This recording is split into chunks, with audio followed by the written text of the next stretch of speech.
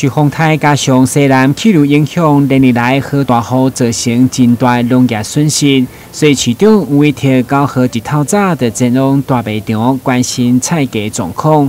虽然知影部分的蔬果一定会起，不过不是主食的部分，价销无应该有上大变动。而且有机的产品拢是依照契约交货，甚至菇类也有买一送一的促销。所以市长嘛，教大家这阵仔来采买，也是有一寡撇步。最近几天连日好雨哈，大家想一想就知道说菜价一定会上涨。但是我们今天来大卖场来看哦，尤其看到还是有一些购物的买蔬果类的一些窍门在那边。什么窍门？第一个买有机哦，为什么？因为有机都经过设施栽培，所以它不会任意涨价，他们都是契约生产、契约交货。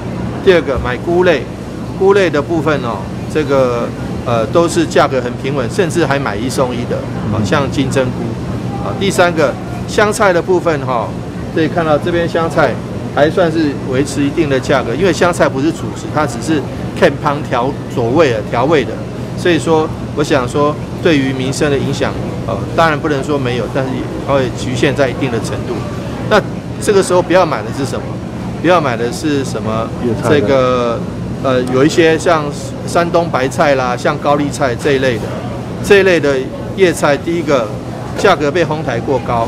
我们少吃高丽菜，多吃点什么小白菜啦，这些有机蔬菜一样是叶菜类，但是也很好吃。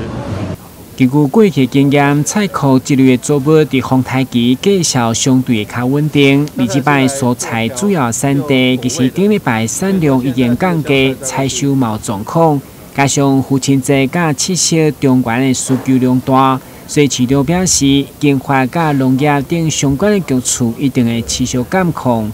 同时也这么强调，只要天气稳定，蔬果采收供应真紧地恢复正常。